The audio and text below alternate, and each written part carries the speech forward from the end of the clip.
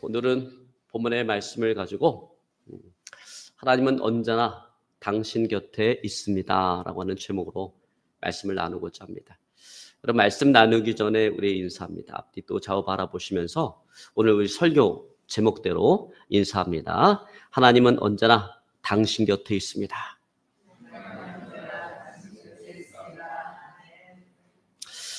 아멘. 여러분, 우리가 인생을 살아가면서 우리 인생길에 동행자가 있다라고 하는 것은요, 정말 우리 인생에 힘이 됩니다. 위로가 됩니다. 특별히 고난과 고통이라고 하는 그 어려운 시기를 지나갈 때 누군가 나와 함께 해주고 나와 함께 동행해 줄 사람이 있다라고 하는 것은 엄청나게 힘이 되고 위로가 되어집니다. 여러분, 그렇습니다. 사람은요, 인생길에 누군가 함께 해줄 동행자가 필요해요. 여러분께서 하나님께서도 아담을 창조하시고 난 이후에 아담이 홀로 독처하는 것이 좋지 못하니 라고 말씀하시면서 아담 곁에서 아담과 함께할 파트너인 하와를 창조하셨습니다.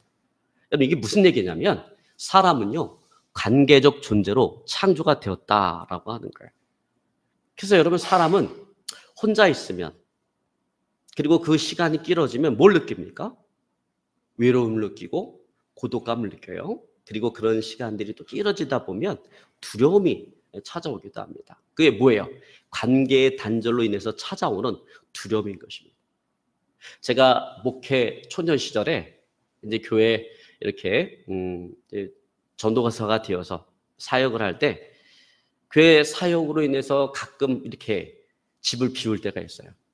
그러니까 제가 집을 비우면 저희 아내가 이제 사모가 혼자 있기가 무서워서 항상 친정에 갔다가 제가 돌아오는 날 맞춰서 이렇게 집에 돌아옵니다. 혼자 있으면은 무서운 거예요, 그 집에. 근데 그때 신혼부부였고 자녀도 없고 아무도 없고 딱 둘만 같이 사는 건데 없으면 무서운 거예요. 그래서 항상 친정에 갔다가 제가 돌아오는 날 맞춰서 들어오는 거예요. 근데 어느 날 그런 일들이 싹 사라져 버렸어요. 언제부터 그렇게 됐냐면 저희 큰아이인 혜린이가 태어나면서부터 제가 어디 다른 데 가도 친정에 가지 않는 거예요. 저희 사모가 하는 말이 이 갓난아이가 뭐라고 이 아이가 같이 있다라는 것만으로도 그렇게 힘이 된대요. 이 아이가 있다라는 것만으로도 모든 두려움에서 자유케 해준다라는 거예요, 아이가. 근데 여러분, 사실 아이가 무슨 힘이 있습니까? 무슨 능력이 있어요? 여러분, 위급할 때 무슨 도움이 되겠습니까? 오히려 짐만 될 뿐이죠. 근데 이상한 것은 뭐냐면 그럼에도 불구하고 그 아이가 같이 있다라고 하는 그 자체가 자신을 모든 이런 두려움에서부터 자유케 해주더라는 거예요. 여러분, 그렇습니다. 사람은요, 관계적 존재인 거예요. 그래서 고립되고 단절되어졌을 때 외로움을 느끼고 고독감을 느끼고 두려움을 느껴요. 근데 관계 속에 들어가 버리면 그런 외로움, 고독감, 두려움 이런 것들이 사라져 버리는 것입니다. 여러분, 그래서 사람은 언제나 그의 인생길에 동행자가 필요한 거예요. 여러분, 바라기는 하나님을 저와 여러분 우리 인생길 가운데 동행자로 삼을 수 있기를 주님을 축원합니다. 여러분, 동행자가 그 갓난 어린아이라 할지라도 우리에게 그렇게 위로가 되고 힘이 된다면 전능하신 하나님께서 우리 인생길의 동행자가 되어준다면 여러분, 그 인생은 얼마나 복된 인생이 되겠어요? 얼마나 행복한 인생이 되겠어요? 자, 여러분, 그런 의미에서 우리가 살펴보고자 하는 이삭은 바로 그와 같은 사람들 가운데 한 사람이에요. 하나님을 그의 인생의 동행자로 삼았던 사람들 가운데 한 사람입니다. 자, 여러분, 그렇다면 하나님은 이삭의 인생길 가운데 어떻게 그의 인생길 가운데 동행해 주셨는가? 한 번은 이삭이 극심한 흉년을 맞이해서 그가 그렇게 오랫동안 살아왔던 자신의 그 삶의 터전이었던 부엘라의 로이를 떠나서 블레셋 족속의 땅이었던 그랄이라고 하는 지역으로 들어가게 되었습니다. 근데 그곳에 들어갔을 때 이삭은 자신의 그 아내 리브가 그 아내를 빼앗길 뻔한 위기를 맞이하게 되었습니다. 이삭의 아내 리브가는요, 엄청나게 미인이었던 것 같아요. 그러다 보니까 이삭이 어떤 마음이 생기냐면 이 블레셋 땅 사람들 하나님을 모르는 족속들인데 이렇게 이쁜 아내를 데리고 갔다가 이 사람들이 내 아내를 빼앗기 위해서 나를 죽이고 내 아내를 뺏어갈 것이다 라고 하는 두려움이 생긴 거예요. 그러다 보니까 이삭이 자기 아버지 아브라함이 했던 것처럼 똑같이 자기도 자기 아내를 누이라고 이렇게 속였다가 그라랑 아비멜렉에게 자신의 아내를 뺏길 뻔하는 그런 위기를 맞이하게 되어진 것입니다. 그러나 그럼에도 불구하고 하나님께서 개입해 주시고 간섭해 주셔서 그런 위기를 극복하고 그 땅에 정착을 해서 농사를 짓게 되었습니다. 근데 농사를 졌는데 그 하나님께서 이삭을 얼마나 축복해 주셨는지 오늘 우리가 읽은 본문의 말씀 그 앞절인 12절로 13절에 보니까 창세기 26장 12절로 13절에 보니까 이렇게 기록하고 있습니다. 이삭이 그 땅에서 농사하여 그의 100배나 얻었고 여호와께서 복을 주심으로 그 사람이 창대하고 왕성하여 마침내 거부가 되었다. 이렇게 얘기합니다. 자, 여러분 여기서 우리가 알 수 있는 것은 이 땅이 이삭이 그 땅에서 농사를 해서 몇 배를 얻었다고요? 100배를 얻었다라는 거예요. 근데 여러분 이게 농사를 져서 100배를 얻는다라고 하는 것은 불가능한 거예요. 만약에 정말로 100배를 얻었다 그러면 이건 엄청난 기적인 거예요. 여러분 한번 생각해 보세요. 마늘 농사 한번 친다고 생각해 보세요. 마늘이 6쪽이잖아요. 그러니까 마늘 농사 지으면 몇 배를 얻어야지 정상이에요? 6배. 자, 그러면 좀 이 나달이 많이 달리는 벼농사를 한번 생각해 보세요. 여러분 벼농사 지을 때 이렇게 이삭이 나와서 나달이 달릴 때 30개에서 많게는 50개까지 달려요. 그럼 벼농사를 지으면 몇 배를 얻어야 되는 거예요? 50배. 근데 여러분 이것은 산술적인 계산이지 실제적으로 농사를 져갖고 그렇게 얻을 수가 없습니다. 농사를 져서 5배 내지 6배만 얻으면 풍년이다 이렇게 이야기하는 거예요. 그런데 오늘 이삭은 농사를 져서 100배를 거둬들인 것입니다. 그러니까 여러분 이것은 인간의 방법과 인간의 노력으로는 되어질 수가 없다라고 하는 거예요. 자, 여러분 그렇다면 여러분 이게 누가 준 복이에요? 하나님께서 주신 복이에요. 그래서 여러분 오늘 12절 하반절에 보니까 이삭이 받은 그 축복의 출처에 대해서 오늘 이렇게 이야기합니다. 여호와께서 복을 주심으로. 누가 복을 줬다고요? 여호와께서. 여호와께서 복을 주심으로 100배를 얻었다라는 거예요. 그러니까 이삭의 축복이라고 하는 것은 누가 주신 축복? 하나님께서 주신 하나님의 축복이라는 거예요. 여러분 물론 성경에는요. 이런 하나님의 축복 말고 일반적인 축복에 대해서도 이야기하고 있어요. 그 사람이 하나님을 믿든 믿지 않든 그냥 열심히 부지런히 일하면 얼마든지 부유하게 먹고 살아갈 수 있는 그런 축복이 있어요. 성경은 그걸 뭘로 표현하냐면 심는 대로 걷는다 이렇게 얘기하는 겁니다. 내가 열심히 부지런히 일을 하면 먹고 살아가는데 지장이 없다라는 거예요. 하나님을 믿지 않는다 할지라도 그냥 다른 사람보다 그냥 밤에 잠자지 않고 열심히 부지런히 일을 하면 내가 잠자지 않고 열심히 부지런히 일한 만큼 그만큼 내가 거두어 드릴 수가 있다라는 것입니다. 여러분 그래서 하나님을 믿지 않는 사람이라 할지라도 이 세상에서 잘 살아갈 수가 있는 거예요. 열심히 부지런히 일을 하면 잘 살아갈 수가 있는 거예요. 왜? 하나님께서는 이 세상의 일반적인 축복을 허락해 주셨기 때문에 그래요. 그래서 우리가 볼 때 저 사람이 예수 믿지 않는데도 왜 이렇게 잘 되지? 그게 성경적인 거예요. 성경에는 일반적인 축복도 이야기하고 있기 때문에 그래요. 여러분 왜 그것이 가능한가? 왜냐하면 하나님은요 누구에든지 햇빛과 비를 주시는 하나님이시기 때문에 그래요. 그 사람이 하나님을 믿지 않는다고 해서 하나님을 경외하지 않는다고 해서 그 사람의 농가 밭에는 햇빛을 주지 않냐고 비를 내리지 않는 하나님이 아니라 하나님은 악인에게도 선인에게도 햇빛과 비를 내려주시는 분이신 거예요. 그러니까 열심히 부지런히 일만 하면 얼마든지 먹고 살아가는데 지장이 없다. 먹고 살아가는데 충분한 복을 하나님께서 주셨다라고 하는 것입니다. 근데 여러분 그런 복은 한계가 있다라는 거예요. 어떤 한계가 있나? 나에게 주어진 그 능력을 초월할 수가 없다라고 하는 거예요. 벗어날 수가 없다. 여러분 그릇으로 비유하자면 사람은요 저마다 다 능력이 달라요. 어떤 사람은 능력이 많은 사람 있죠. 그릇을 이야기하면 큰 바가지 같은 능력까지 있는 사람이 있고요. 어떤 사람은 종깃그릇 같은 능력을 가진 사람이 있어요. 여러분 똑같이 부지런히 열심히 일한다고 생각해 보세요. 여러분 큰 바가지로 5바가지 푼 사람하고 이 종깃그릇으로 5개 푼 사람하고 같을 수는 없잖아요. 같이 열심히 부지런히 일을 해도 결과가 다를 수밖에 없다라는 거예요. 인간의 그 능력에 한계가 있다라는 거예요. 그래서 여러분 그런 얘기가 있잖아요. 게으른 천재는 누가 이길 수 있어요? 열심히 노력하는 평범한 사람은 게으른 천재를 이길 수가 있어요. 근데 여러분 부지런한 천재는 이길 수가 없어요. 왜? 능력이 다 다르기 때문에 그래요. 그래서 이 일반적인 축복이라고 하는 것은 자신에게 그 주어진 그 능력을 벗어날 수가 없다. 넘어설 수가 없다라는 거예요. 그리고 또 그가 노력해서 얻은 결과에 대해서 하나님께서 책임져 주시지 않는다라는 거예요. 엉뚱한 곳으로 물질이 빠져나가지 않도록 하나님께서 책임져 주시지 않는다라고 하는 것입니다. 여러분, 그것이 바로 하나님 없이 우리가 이 세상에서 얻은 축복의 결과인 것입니다. 그래서 여러분 보세요. 돈을 많이 버는 것 같은데 어느 날 보면 내 상가에 돈이 아무것도 남아있는 게 없어요. 어쩔 때 돈을 많이 벌어서 내가 축복받은 것 같은데 오히려 그 돈으로 인해서 정말 인생이 저주가 될 때가 많습니다. 열심히 돈 벌어놨는데 이제 쓸만하니까 몸이 병들어 쓰지도 못하고 죽었어. 여러분, 그럼 그게 축복일까요? 그렇게 많은 돈을 벌어오는 게 이게 축복이에요? 그 돈 내가 써보지도 못하고 죽으면 그 누구 돈 되는 겁니까? 그 돈은? 그러니까 우리가 뭐 물질을 많이 벌었다고 해서 그거를 우리가 단순하게 축복이다 이렇게 말하기가 어렵다라는 거예요. 자, 반면에 하나님께서 부어주시는 그 축복은 어떻습니까? 하나님이 부어주시는 축복은요, 내 자신의 능력을 초월하는 그런 능력이에요. 내 자신의 노력보다 더 많이 부어주시고 더 많은 수확을 얻을 수 있도록 인도해 주시는 그런 축복이라는 거예요. 저는 그런 생각을 해요. 이 하나님의 축복을 어떻게 비유할 수가 있을까? 그래서 제 나름대로 이렇게 한번 비유를 해봅니다.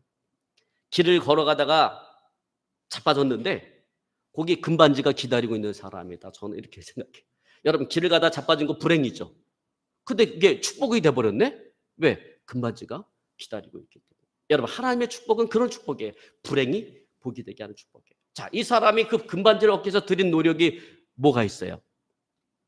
여러분, 어떤 사람은 금반지 한번 주워보겠다고 눈 부릅뜨고 땅만 쳐다보고 다녀도 못 줍는데, 이 사람은 그냥 아무 생각 없이 길을 가는데 그 금반지 떨어진 지점에 가서 하나님께서 다리 걸어갖고 넘어뜨려갖고 그 금반지 발견하게 해갖고 그걸 들어 올리는 것밖에 없다라는 거예요. 이 사람이 들인 노력은 뭐예요?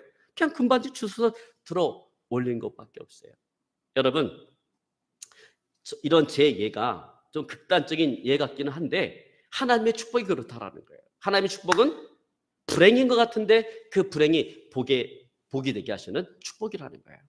내가 드린 그 노력보다 더 많은 것들 걷게 해주시는 축복이라는 거예요. 더 많은 수확을 거둬들일 수 있도록 인도해 주시는 축복이라는 거예요. 그런데 여러분, 오늘 이삭의 물질적인 축복이 바로 그랬다라는 거예요. 자, 여러분, 오늘 이삭은 농사를 져서 100배를 얻을 수 있을 만큼 어떤 특별한 농사법을 가지고 농사를 지은 게 아니에요. 그 당시 사람들이 늘 하던 대로 열심히 부지런히 그렇게 농사를 졌을 뿐인 것입니다. 그런데 그가 들인 노력에 비해서 하나님은 과분할 정도로 오늘 그의 가운데 그에게 채워주신 것입니다. 여러분, 이것이 바로 하나님께서 주시는 축복이다라는 거예요. 자, 그런데 그가 받은 축복은요, 이 물질적인 축복에 국한되지 않았다라고 하는 것입니다. 그 이상의 축복을 받았다라는 거예요. 그래서 여러분 13절에 보니까 그가 얻은 축복에 대해서 오늘 이렇게 이야기하고 있습니다. 그 사람이 창대하고 왕성하여 마침내 거부가 되었다. 자, 여러분, 여기서 보면 창대하다라고 하는 말이 나와요. 근데 그 히브리 원어 성경에 보면 이 창대하다라고 하는 단어가 어떤 단어가 쓰였냐면 가달이라고 하는 단어가 쓰였는데, 이 가달이라고 하는 단어의 의미는 육체, 정신, 소유, 명예 모든 부분에 대해서 견고하게 되었다라고 하는 그런 의미예요. 또 왕성하여라고 이야기하는데 히브리 원어 성경에 보면 이 어떤 단어가 쓰였냐면 예라크라고 하는 단어가 쓰였어요. 근데 여러분, 이 예라크라고 하는 단어의 의미는 뭐냐면 영어로 이야기하면 고온이에요. 그러니까 계속해서 성장해 갔다, 그런 의미입니다. 그러니까 여러분, 이삭이 받은 축복은 단순하게 물질적인 축복이 아니었다라는 거예요. 요한 3서 1장 1절의 표현을 빌려서 이야기하자면 영혼이 잘 되고 범사가 잘 되고 강건한 그런 전방위적인 축복이었다라는 거예요. 근데 그 축복이 한 번 임하고 끝난 게 아니라, 멈춘 것이 아니라 그것이 계속해서 지속되었다라고 하는 것입니다. 여러분, 바로 이것이 누가 받는 축복이에요? 하나님을 경외하며 하나님과 동행하는 자가 받는 축복인 것입니다. 여러분, 저와 여러분의 삶 가운데 이런 축복이 넘쳐날 수 있기를 주님을 축원합니다. 여러분, 그래서 우리가 어떤 사람이 되어야 돼요? 하나님을 경외하고 하나님과 동행하는 사람이 되어야 된다는 거예요. 여러분, 우리가 받는 축복은요, 온전한 축복이 돼야 돼요. 온전한 축복이 되지 않으면 그것은 오래 갈 수가 없어요. 그래서 여러분, 물질적인 이 축복을 받았지만 1세대가 한 세대가 가기 전에 그 물질이 다 날아갈 수도 있고요. 어떨 때는요, 물질적인 축복을 받았는데 이 물질적인 축복으로 인해서 자녀들의 인생이 망가지는 그런 경우도 많이 봅니다. 여러분, 요즘에 보면 대기업 재벌 3세들 어떻습니까? 그냥 문제가 많잖아요. 인생에 의미가 없는 거예요. 너무 쉽게 돈을 보고 돈을 쓰다 보니까 그냥 마약하고 이 쾌락을 쫓아가고 그러다 그 인생이 망가지지 않습니까? 그러니까 여러분, 물질을 많이 벌었다, 물질적인 축복이 있다, 이게 축복이 아니라는 거예요. 우리에게 주어진 축복은 그런 부분적인 축복이 돼서 안 되고 어떤 축복이 돼요? 온전한 축복이 되어져야 된다는 것입니다. 여러분, 그러므로 온전한 하나님의 축복을 받는 저와 여러분의 삶이 되어줄 수 있기를 오늘 시간 주를 축원합니다. 자, 그런데 오늘 이렇게 엄청난 축복을 받은 그 이삭의 삶을 들여다보면서 우리가 깨달아야 될 아주 중요한 사실이 하나가 있습니다. 자, 그것은 오늘 이삭이 이렇게 엄청난 축복을 받았는데 그렇다고 해서 그의 인생이 늘 평안한 것은 아니었다라고 하는 거예요. 여러분, 오늘 말씀 가운데 보면 오늘 이삭에게 위기가 찾아옵니다. 그것은 그가 받은 물질적인 축복을 시기해서 블레셋 족속이 오늘 이삭을 위협하기 시작하는 거예요. 자, 여러분, 14절로 16절에 보니까 이렇게 기록하고 있습니다.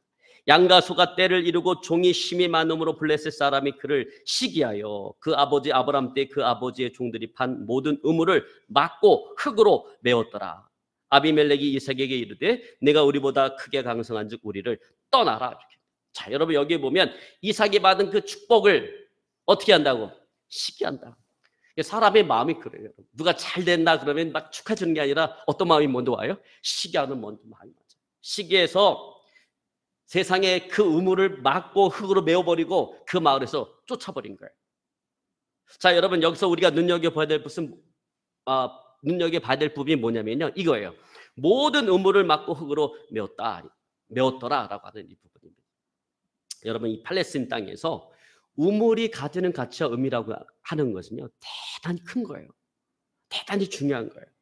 여러분, 팔레스틴 땅은 우기 외에는 비가 오지 않아. 근데 여러분, 이스라엘은 우기하고 건기뿐이 없어요. 1년 가운데 6개월은 우기고 6개월은 건기예요. 우기 동안은 비가 와. 근데 건기 동안은 비가 거의 오지를 않아요. 그러니까 건기가 되어지면 물을 얻는다라고 하는 것이 거의 불가능할 정도로 어려워요. 그러다 보니까 거기 구하는 사람들은 주로 어디에 삽니까? 오아시스와 같은 천연샘, 아니면 시내, 아니면 요단강 지류, 아니면 갈릴리 호수, 여기서 한정적으로 그들이 마실 수 있는, 쓸 수 있는 물을 얻는 것입니다. 자, 여러분, 이와 같은 기후적 상황이라고 한다면 우리가 생각할 때, 아니 그러면 우기 때 비가 많이 올 때 인공 저수지를 만들어서 그 빗물을 좀 이렇게 잘 보관하고 있었으면 얼마나 좋을까, 이런 생각이 우리가 들잖아요. 그런데 여러분, 이 인공 저수지를 만들 수 있는 기술은 언제 개발이 되었냐면 이스라엘 백성들이 출애굽할 때, 그때 이집트 사람들이 석고를 가지고 방수 처리할 수 있는 방법을 알게 되어진 것입니다. 그러니까 출애굽할 때나 그것이 가능한 거예요. 그러니까 이삭이 살아가던 족장 시대에는 인공호수를 만들어서 물을 저장한다라고 하는 것은 상상할 수가 없는 거예요. 그러다 보니까 그들이 먹고 마실 수 있는 물을 얻을 수 있는 방법은 오직 한 가지밖에 없어요. 그게 뭐예요? 우물을 파는 거예요. 자, 그런데 여러분, 이 우물을 판다라고 하는 것은 엄청난 경비와 인력이 소모되어지는 거예요. 그런데 이 엄청난 경비와 인력을 소모해서 물을 판다고 해도 물을 얻는다라고 하는 보장이 없어요. 왜냐하면 이 팔레스틴 땅, 지금 요즘에 막 시끄럽잖아요. 막 전쟁 벌어졌고, 그 가나안 땅, 그 이스라엘 땅은 그 밑에 물이 많은 지역이 아니에요. 아무 데나 가서 우물을 판다고 해서 물을 얻을 수 있는 지역이 아니에요. 여러분, 우리나라는 어떻습니까? 그냥 가서 땅굴 뚫고 이 땅 뚫고 파이프 박으면 지하수가 터져 나오는데 이스라엘은 그렇지 않다라는 거예요. 아무 데나 가서 우물을 판다고 해서 물을 얻을 수 있는 그런 땅이 아니다라고 하는 것입니다. 자, 그러니까 그들에게 있어 우물이라고 하는 이 자체는 정말로 그들의 생명과 직결된 가장 소중한 재산이라는 거예요. 그 어떤 것보다 소중한 재산, 우물이 없으면 살아갈 수가 없어요. 그러니까 우물은 그들에게서 가장 소중한 재산인 거예요. 그러다 보니까 족장 시대에는 이 우물의 소유권을 놓고 이 부족들 간에 치열한 싸움이 벌어진 거예요. 전쟁이 벌어진 거예요. 왜냐? 새로운 우물을 파는 것보다는 남이 쓰고 있는 우물을 빼앗는 것이 더 경제적이었기 때문에 그래요.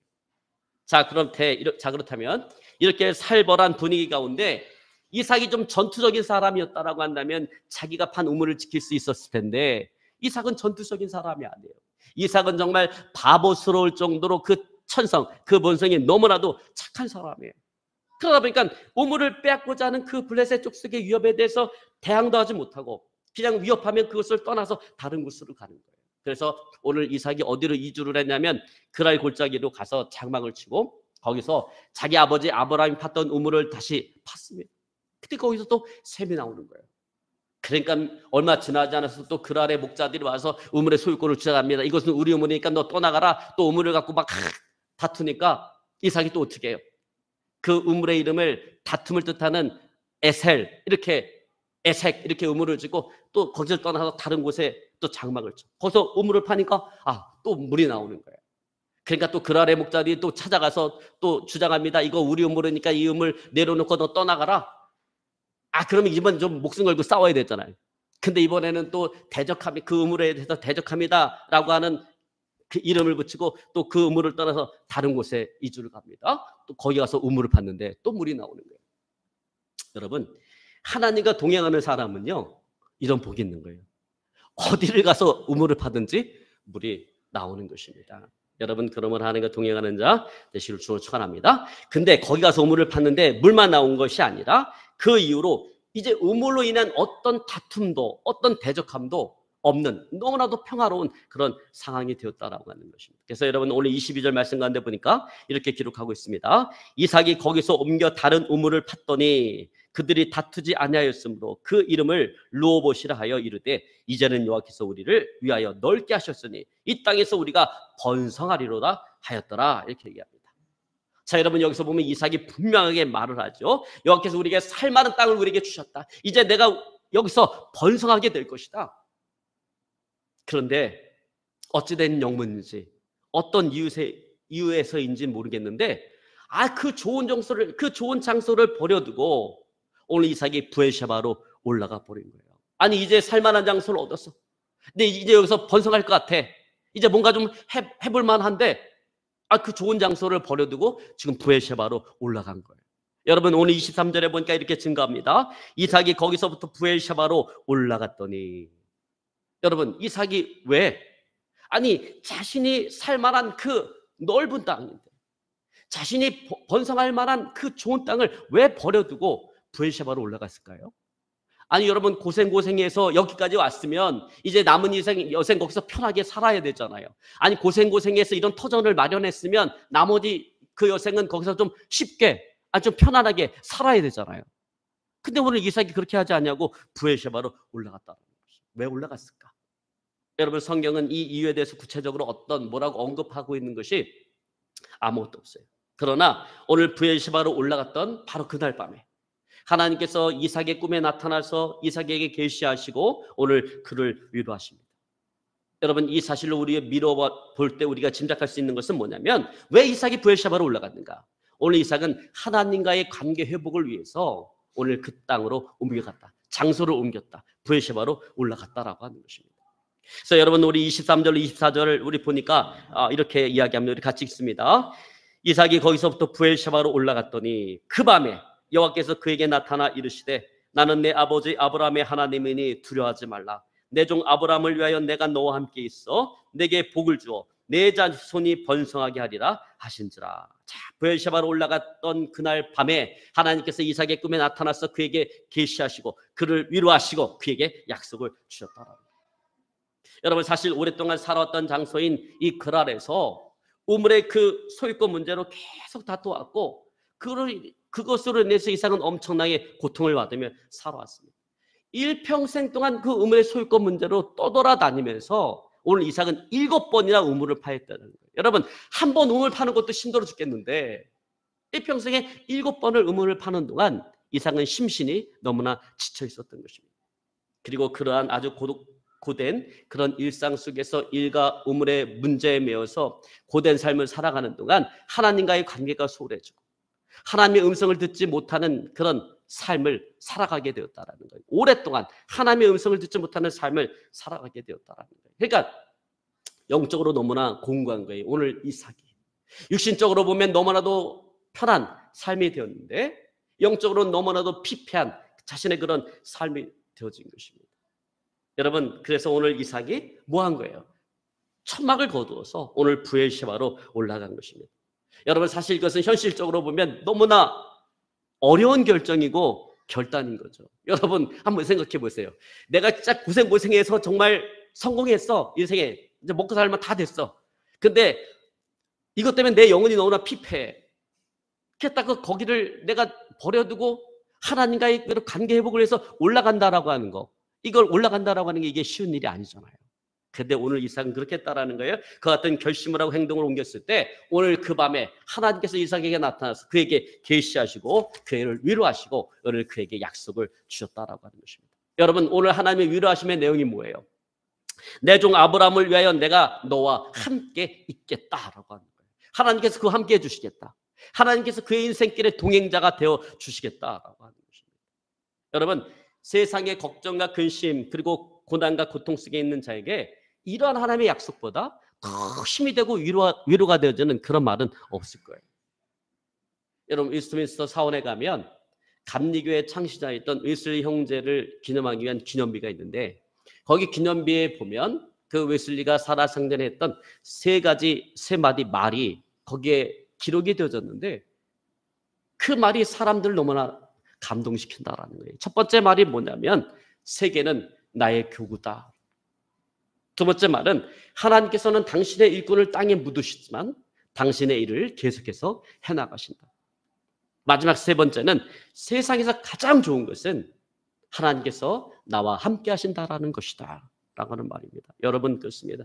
여러분, 이 세상을 살아가는 동안 정말 우리를 담대하게 만들어주고 우리를 행복하게 만들어주는 말이 있다라고 한다면 그것은 내가 너와 함께 있을 것이다 라고 하는 말인 것입니다. 그리고 여러분, 우리가 이 세상의 삶을 타고 주님 앞에 부름받는 그날에 정말 우리를 행복하게 해줄 말이 있다라고 한다면 그것은 오늘 내가 나와 함께 낙원에 있으리라 라고 하는 그런 하나님의 음성일 것입니다. 여러분, 그러므로 세상의 걱정과 염려 속에 있습니까? 아니면 불안과 두려움으로 인해서 우리 마음 가운데 평안과 안식이 없습니까? 여러분, 그렇다면 우리는 오늘 이삭과 같은 결단이 필요하다라는 거예요. 이삭과 같은 결단을 해야 된다라는 거예요. 오늘 이삭처럼 하나님의 음성을 듣기 위해서 하나님의 음성을 들을 수 있는 그 장소를 찾아 나서야 된다라고 하는 것입니다. 여러분, 그렇게 하시기를 주님으로 축원합니다. 여러분, 우리가 세상의 일로 인해서 걱정과 근심 그리고 이런 분장 가운데 있을 때는요, 우리가 하나님의 음성을 들을 수가 없어요. 여러분, 그것은 우리를 위로하시는 하나님의 음성이 없기 때문이 아니에요. 우리를 위로하시는 하나님의 음성은 있는데 내 분주함이 그 하나님의 음성을 들을 수 없도록 우리를 방해하고 있기 때문에 그런 것입니다. 여러분, 오늘 이삭을 보세요. 이삭이 부엘셰바에 올라가기까지 그는 하나님의 음성을 들을 수가 없었어요.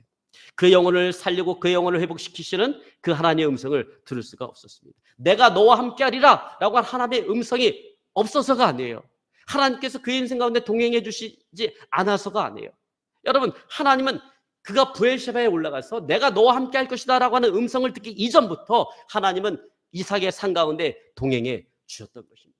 여러분, 우리가 이거 알아야 돼요. 때로는 하나님의 음성이 우리에게 안 들려온다 할지라도 하나님 우리의 산 가운데 동행해 주신다라는 거예요.